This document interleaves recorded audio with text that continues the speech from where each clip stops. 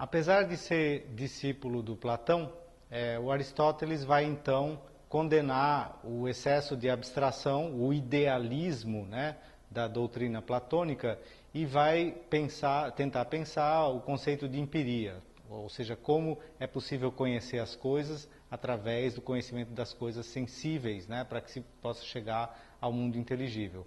Na obra Peripoietikes, ou que a gente conhece como arte poética ou simplesmente poética, ele vai defender a ideia de que é possível um conhecimento seguro da poesia, assim como da física, do mundo das almas, dos animais e da própria metafísica, através de exemplos concretos, digamos assim, né? Então ele vai partir de uma definição de gênero, ele vai dizer todas as diferentes formas de poesia, seja ela a aulética, a citarística, a tragédia, a epopeia, são, antes de mais nada, formas de mímesis, né? Ou seja, são formas do que a gente chamaria de imitações, né? E aí ele vai estudar como é que se dá a diferença desses diferentes gêneros através de diferentes modos de imitação ou de diferentes objetos de imitação, né? De maneira que o Aristóteles vai tentar constituir nesse tratado uma primeira teoria daquilo que a gente chama hoje de gêneros literários, né? Ao fazer isso, ele vai estabelecer uma distinção entre a epopeia e a tragédia, que é muito importante, por um lado, e também uma distinção entre os gêneros miméticos, como a poesia, a tragédia, a epopeia, e um gênero como o da história, por exemplo, né? Ele vai dizer que, ao contrário da história, ambas as coisas, tanto a poesia quanto a história, enunciam verdades acerca do ser, né? O que os gregos chamam toon, né? Da onde vem a palavra ontologia. Todas elas são verdadeiras, ao contrário do que queria Platão. No entanto, a diferença entre a poesia, que ele chama de poesia, ou seja, tragédia, comédia, epopeia, e a história, se diferem pela forma como elas abordam o ser, né? Então, o Aristóteles diz: a história relata ou narra as coisas tal como aconteceram, tá?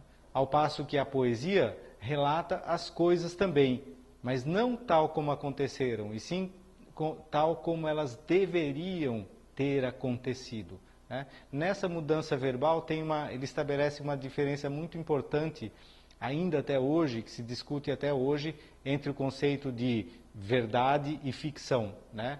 E que vai ser essencial para determinar depois a diferença entre o discurso da história, ou seja, as coisas que aconteceram realmente, e o discurso da poesia, né? O discurso do que a gente chama hoje de ficção, né? Então, o que a gente nota na poética do Aristóteles é que, ao estabelecer uma diferença de gêneros, né? Ao estabelecer gêneros, por exemplo, tragédia, epopeia, comédia, etc., ele não fala do gênero lírico, né? Vai ser bastante criticado depois, é um gênero que já existia, né? Ele não toca na questão, e fala muito pouco da comédia também, que é outra crítica que se faz ao Aristóteles. Mas, de qualquer maneira, ele estabelece uma diferença entre tragédia e epopeia, por exemplo, né? Como Platão já havia feito, e essa distinção entre tragédia e epopeia é fundamental para a gente entender hoje a diferença, por exemplo, da literatura e do texto dramático, né? Da mesma maneira, a diferença entre as obras literárias e a história, né, que já está lá na obra do Aristóteles, vai ser uma coisa muito importante também para o pensamento teórico do século XX, né?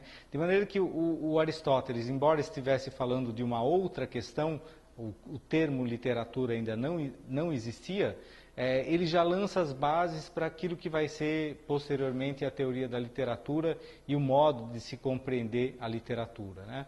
Um último aspecto importante na poética do Aristóteles é que o pensamento do Aristóteles não se restringe apenas à literatura enquanto forma escrita, né?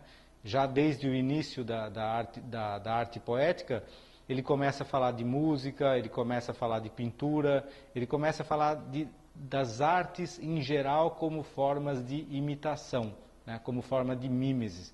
De maneira que o conceito de mímesis, ele vai servir hoje e serve hoje para se pensar tanto a poesia, quanto a música, quanto a canção popular, quanto o cinema, quanto o teatro, né? O que coloca o Aristóteles, a teoria do Aristóteles, dentro de uma posição importante daquilo que a gente chamaria hoje de uma teoria das artes, uma teoria interartes, né?